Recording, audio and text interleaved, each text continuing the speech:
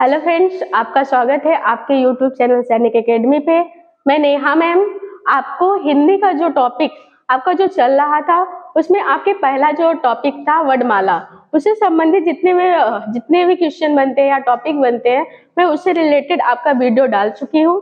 फिर मैं आपका दूसरा टॉपिक लेकर आती हूँ संज्ञा से अव्यय तक। जानते रहिएगा ये टॉपिक बहुत ज्यादा इंपॉर्टेंट है, हर एक एग्जाम में लगभग करके 5 से 6 क्वेश्चन कम से कम देता है और ज्यादा से ज्यादा आपका 10-12 क्वेश्चन यही से आपका बनता है।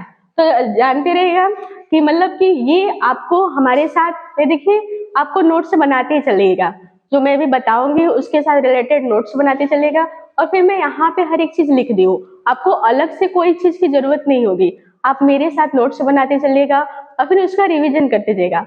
और फिर अगर आप मेरे चैनल पे नए आए हैं तो मेरे चैनल को सब्सक्राइब कर दीजिएगा, लाइक करिएगा और जो बेल आइकॉन होता है उसको भी आप क्लिक करिएगा, जिससे आपका नया वीडियो अपलोड हो उसका नोटिफिकेशन मिल जाए। तो फिर हम देखते हैं कि आपका जो मेरा टॉपिक है संज्ञा से अव्यय तक। देखिए हम यहाँ पे लिखे कि जो स्वतंत्र रूप से प्रयोग होने वाले शब्द होते हैं वो क्या होते हैं, शब्द कहलाते हैं। लेकिन वही किंतु लेकिन वाक्य में जो प्रयोग होता है वो क्या कहलाता है, पद कहलाता है। जैसे कि हम पहले ही वर्णमाला में बता दिए थे, जैसे कि हम लिख दे क, जैसे हम लिखे क तो ये क्या हुआ, एक वर्ड हुआ। लेकिन हम कई इसमें वर्ड लिखे, जैसे क लिख दे, म लिख दे, ला लिख दे। जैसे हम लिख दे कमला, तो ये क्या हो गया, एक शब्द। अब कह दे कमला खाना पकाती है, कमला जो है खाना पकाती है, तो ये क्या बन गया, एक आपका वाक्य बन गया। क्या बन गया, वाक्य। देखिए हमने एक शब्द था तो ये शब्द बना, लेकिन कई शब्द मिलके क्या बने, वाक्य। जैसे कई वर्ड मिलके आपके शब्द बने और कई शब्द मिलके आपके क्या बने, वाक्य। लेकिन यही शब्द जब वाक्य में प्रयोग होते हैं तो ये शब्द क्या कहलाते हैं, पद। इसी पद में आपका कोई आपका संज्ञा होता है, कोई क्रिया होता है, कोई कर्म होता है। तो यही आपके जानते रहेगा जो पद होते हैं आपके कई रूप में आते हैं। तो जानते रहेगा जो पद होता है उसके 5 भेद होते हैं। कोई कितने भेद होते हैं, 5। कितने, 5। तो जानते रहेगा पहला जो होता है वो क्या होता है, संज्ञा। फिर दूसरा सर्वनाम, विशेषण, क्रिया और अव्यय। संज्ञा, सर्वनाम, विशेषण, क्रिया और अव्यय, ये आपके किसके भेद है, पद के। अगर पूछ देगा पद के कुल कितने भेद होते हैं तो कितने भेद होते हैं, 5। फिर जानते रहेगा हम पहले आपका है संज्ञा, तो फिर संज्ञा पे हम चलते हैं। लेकिन संज्ञा को जानते रहेगा ये पूछ देता है कि विकारी शब्द है कि अविकारी। तो विकारी और विकारी जानेंगे तभी बताएंगे कि विकारी क्या होता है, अविकारी। तो जानते रहेगा जो विकारी होते हैं वो क्या होते हैं, परिवर्तित हो जाते हैं। अविकारी मतलब परिवर्तित नहीं होते। जैसे कि विकारी का मतलब जो होते हैं कि जो लिंग, काल और क्रिया है कुछ के अनुसार हमेशा परिवर्तित हो जाए।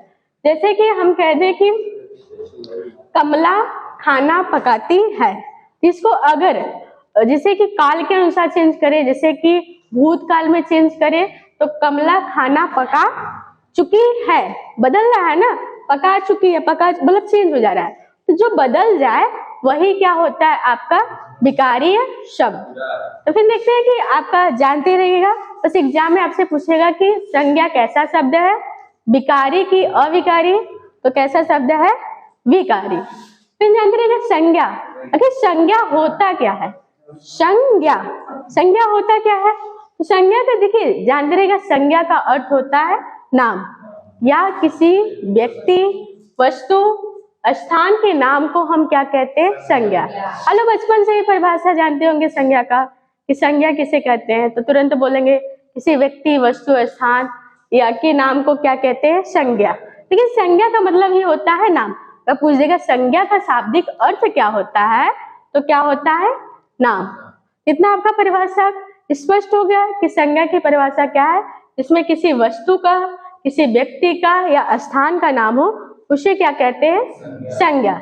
जैसे हम कह दे कि वस्तु, स्थान, जैसे स्थान में हम कह दे वाराणसी, ये आपका क्या हो गया, संज्ञा। किसी व्यक्ति का नाम कह दे मोहन, ये आपके क्या हो गए, संज्ञा। और फिर किसी वस्तु का मेज, कुर्सी, ये आपका क्या होता है, संज्ञा। तो पूछ देगा संज्ञा की क्या होता है परिभाषा, तो आपका ये स्पष्ट हो गया, वस्तु व्यक्ति या स्थान के नाम को क्या कहते हैं, संज्ञा। फिर हम देखते हैं संज्ञा के प्रकार। संज्ञा के प्रकार कितने होते हैं? देखिए संज्ञा आपके दो प्रकार के होते हैं, एक व्युत्पत्ति के आधार पे और अर्थ के, मतलब इसको दो भागों में बताया गया है कि एक व्युत्पत्ति के आधार पे और अर्थ के आधार पे। तो जानते रहिएगा जो संज्ञा होता है व्युत्पत्ति के आधार पे तीन प्रकार का होता है। जो संज्ञा होता है व्युत्पत्ति के आधार पे तीन प्रकार का होता है, रूढ़, यौगिक, योग रूढ़। और फिर जो अर्थ के आधार पे होता है ये आपके 5 प्रकार के होते हैं, व्यक्तिवाचक, जातिवाचक, समूहवाचक और भाववाचक। ठीक है, तो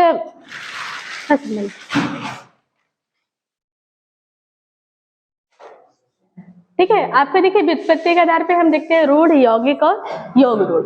देखिए हम यहाँ पे देखते हैं जो रूढ़, रूढ़ का मतलब क्या होता है, जैसे कि हम कहते हैं ना गांव में कहते हैं ना, जैसे कि कोई सब्जी रूढ़ा जाता है ना तो उसको काटेंगे तो कटता नहीं है ना। जैसे कि कोई सब्जी काट लेंगे, उसको काटेंगे कटवे नहीं करेगा, अगर उसको फसूल से काटेंगे तो फसूल उसमें फंस जाता है, कटवे नहीं करेगा।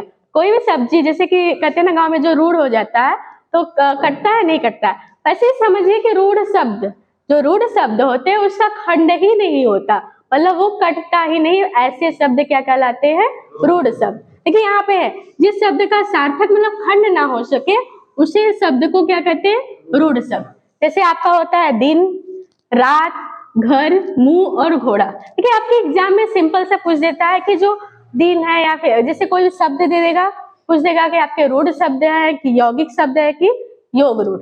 तो रूढ़ का मतलब समझ गए कि रूढ़ शब्द वो होते हैं जिसका हम खंड ना कर सके, वो शब्द क्या कहलाते हैं, रूढ़।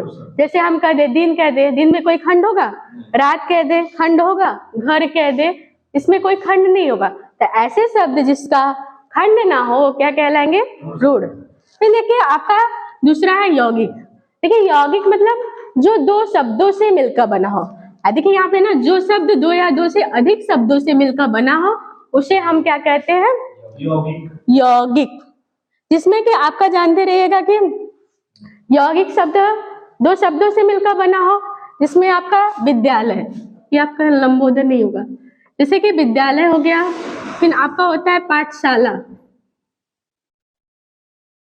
जैसे हम कह दे पाठशाला, जैसे कह दे देवालय, मतलब इसमें दो शब्द है ना, जैसे विद्यालय, विद्याधन, आलय। जैसे आप लोग संधि पढ़ते हैं, संधि में आपका जानते हैं विच्छेद करते हैं तो दो शब्द होता है, वैसे ही आपके यौगिक शब्द होते हैं, जैसे विद्यालय, विद्याधन, आलय। फिर पाठशाला, पाठधन, शाला। और फिर देवालय मतलब देवधन, आलय मतलब देव का घर। तो ऐसे शब्द जो दो शब्दों से मिलकर बनते हैं, या सिंपल से कह दीजिए जैसे संधि वाले जो शब्द होते हैं वो क्या होते हैं, यौगिक। फिर देखिए जो योग रूढ़ शब्द होते हैं दो या दो से अधिक शब्दों से मिलकर बने होते हैं, लेकिन अपना समान अर्थ छोड़कर किसी विशेष की ओर, मतलब कि ऐसे शब्द जैसे दो तीन शब्दों से मिलकर बने होते हैं लेकिन वो किसी विशेष की ओर दर्शाते हैं। मतलब जैसे कि आप लोग, जैसे हम कह दे जलज, जलज मतलब कि जो जल में उगता हो, अर्थात कमल। जो जलधन मतलब जो जल में उगता हो उसे क्या कहते हैं, अर्थात मतलब उसका तीसरे को क्या संकेत करा है, कमल। पंकज, पंक मतलब कीचड़, जो मतलब उत्पन्न मतलब उपज, मतलब जो कीचड़ में उत्पन्न होता है वो भी क्या होता है आपका, कमल। लंबोदर, जैसे लंबा है उदर जिसका, अर्थात गणेश। अगर आपको ऐसे नहीं समझ में आ रहा होगा तो आप लोग समास पढ़े होंगे, समास में क्या आता है, बहुव्रीहि समास, जो किसी तीसरे की ओर संकेत करता है। बहुव्रीहि समास वही होते हैं जो तीसरे की ओर संकेत करता है। सेम वही चीज आपका यहाँ पे होता है योग रूढ़ शब्द, मतलब कि वो किसी तीसरे मतलब विशेष की ओर संकेत करे, वो क्या शब्द कहलाते हैं, योग रूढ़ शब्द। यहाँ पे आपका स्पष्ट हुआ कि रूढ़ शब्द क्या होते हैं, यौगिक शब्द क्या होते हैं और योग। रूढ़ का मतलब समझे जिसका खंड ना हो सके, जैसे हम बताएं कि जैसे सब्जी रूढ़ा जाता है, कटता नहीं ना, वैसे ये शब्द भी मतलब कि वो मतलब खंड नहीं होते, ऐसे रूढ़ शब्द हो गए। यौगिक मतलब जो संधि के शब्द होते हैं, तो दो शब्दों से मिलके बने होते हैं। और फिर योग रूढ़ मतलब जो किसी तीसरे की ओर संकेत करते हैं। और फिर जानते रहेगा, बस एग्जाम में आपका सिंपल सा ऐसे ही पूछेगा कि जलज, जलज कैसा शब्द है, योग रूढ़ है कि यौगिक है कि रूढ़ शब्द है। तो जानते रहेगा जलज कैसा शब्द है तो योग रूढ़। अगर हम कहते विद्यालय ये कैसा शब्द है तो यौगिक। अगर हम कहते नाक ये कैसा शब्द है तो रूढ़ शब्द। तो समझ गए इतना कि रूढ़, यौगिक और योग रूढ़। ये देखिए आपके संज्ञा के प्रकार थे व्युत्पत्ति के आधार पे। फिर हम देखते हैं कि जो अर्थ की दृष्टि से होता है ये आपके 5 प्रकार के होते हैं, जिसमें आपका पहला होता है व्यक्तिवाचक। देखिए व्यक्तिवाचक संज्ञा, देखिए यहाँ पे है कि जो किसी व्यक्ति, स्थान या वस्तु का बोध कराती है उसे व्यक्तिवाचक संज्ञा कहते हैं। देखिए व्यक्तिवाचक संज्ञा वो होता है जो किसी वस्तु, स्थान या किसी विशेष व्यक्ति का मतलब बस जानिए किसी विशेष व्यक्ति का बोध कराए, उसे हम क्या कहते हैं, व्यक्तिवाचक संज्ञा। जैसे हम कहते हैं भीम, मान लीजिए एक व्यक्ति का नाम है भीमराव अम्बेडकर, अगर उनका नाम बोल दे तो ये कौन सा संज्ञा है, तो कौन सा, व्यक्तिवाचक संज्ञा। या फिर हम विशेष स्थान का, जैसे अपना कोचिंग कहाँ चलता है, चौरी, अगर हम चौरी कहें तो ये किस मतलब कौन सा संज्ञा हो जाएगा, व्यक्तिवाचक संज्ञा। और जिस जिले में चलता है, मान लीजिए हमारा जिला क्या है, भदोही, तो भदोही भी आपका क्या हो गया, व्यक्तिवाचक संज्ञा। और फिर जैसे गंगा, जानते हैं नदी का एक नाम है, ये भी क्या हो गया आपका व्यक्तिवाचक संज्ञा। फिर देखते रहिएगा आपका जातिवाचक संज्ञा। जातिवाचक संज्ञा इतना आपका देखिए व्यक्तिवाचक आपका स्पष्ट हो गया। फिर हम देखते हैं जातिवाचक संज्ञा, जो संज्ञा किसी जाति का, मतलब जो संज्ञा ऐसे शब्द जो किसी जाति का बोध कराए उसे हम क्या कहते हैं, जातिवाचक संज्ञा। जैसे हम कहते हैं नदी। अब देखिए यहाँ पे अंतर क्या होता है व्यक्तिवाचक और जातिवाचक में। जैसे हम कहते हैं नदी, तो नदी हमारी कई नदियां होती है, एक नदियों की क्या होती है, जाति होती है, नदियों की क्या होती है, एक जाति होती है। तो नदी में हमारी कई नदी आ गई, तो ये कौन सी संज्ञा हो गया, जातिवाचक। लेकिन हम नदी में अगर किसी एक नदी का नाम ले, जैसे हम कहते हैं गंगा नदी, यमुना नदी, गंगा नदी, यमुना, सरस्वती नदी, ये सब क्या हो जाएंगे, तो व्यक्तिवाचक, क्योंकि जहाँ पे नाम आ जाए किसी एक व्यक्ति का तो वहां पे क्या हो जाएगा, व्यक्तिवाचक। नदी में समझ गए कि अगर सिर्फ नदी आ गया तो जातिवाचक, लेकिन उस नदी का नाम आ जाए गंगा, यमुना, सरस्वती, तो कौन सा संज्ञा, व्यक्तिवाचक संज्ञा। फिर देखिए यहाँ पे है पर्वत। जैसे हम पर्वत कह दें, पर्वतों की एक जाति होती है, तो पर्वतों में एक, जैसे हम पर्वत कहते हैं तो पर्वतों की एक जाति होती है, तो ये कौन सी संज्ञा हो जाएगी, जातिवाचक। लेकिन उस पर्वतों में हम कहते हैं विंध्याचल का पर्वत, सतपुड़ा की पहाड़ी, हिमालय पर्वत, तो ये क्या हो जाएगा, व्यक्तिवाचक। इतना अंतर समझ में गया, सिर्फ पर्वत या पहाड़ आ जाए तो जातिवाचक, लेकिन उसका नाम हो जाए जैसे हिमालय, सतपुड़ा, विंध्याचल, ये तो क्या हो जाएगा, व्यक्तिवाचक। फिर देखिए जैसे लड़की, जैसे कोई लड़कियों की एक जाति होती है, आपको पता है कि लड़कियों की एक जाति, लेकिन उसी लड़कियों में से हम किसी का नाम ले ले, प्रीति, प्रियंका, अंजलि, तो ये सब क्या होते हैं, व्यक्तिवाचक। तो सिर्फ लड़की आ गया तो लड़कियों की एक जाति, तो जातिवाचक संज्ञा, लेकिन उसी में नाम ले ले तो उसका व्यक्तिवाचक संज्ञा। जैसे लड़कों का अगर लड़का भी आ गया तो ये भी क्या हो गया, जातिवाचक संज्ञा, लेकिन उसी लड़के में से हम नाम लगे अंकित, इंद्र, या फिर सचिन, या फिर अनिल, तो इसमें कौन सा संज्ञा हो जाएगा, तो व्यक्तिवाचक संज्ञा।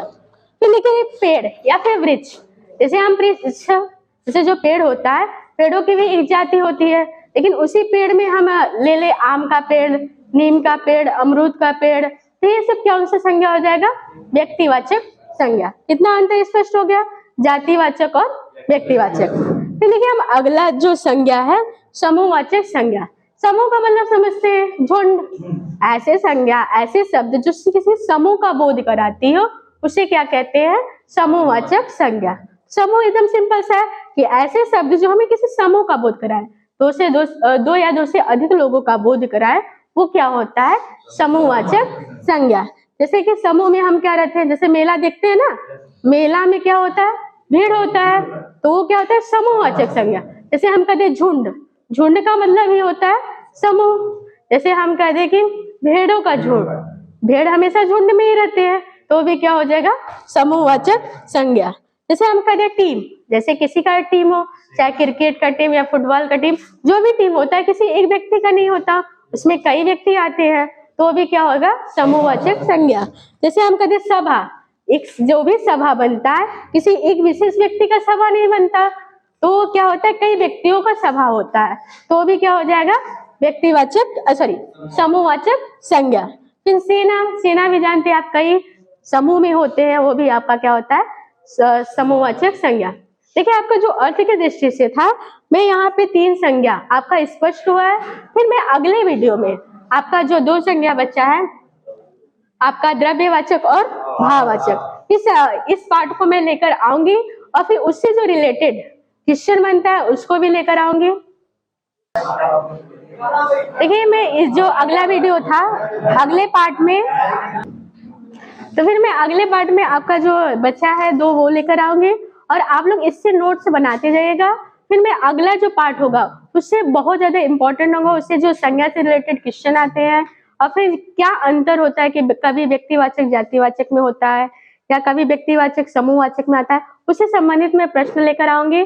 और फिर इसके पहले वाले पार्ट में मैं वर्णमाला से संबंधित जो भी प्रश्न क्वेश्चन आता है मैं वो बना दी हूँ, उस वीडियो को भी आप लोग देख लीजिएगा। और अगर ये वीडियो आपको अच्छा लगे तो लाइक करेगा और ज्यादा से ज्यादा लोगों तक शेयर करेगा ताकि ये वीडियो जरूरतमंद लोगों तक पहुंच जाए। धन्यवाद।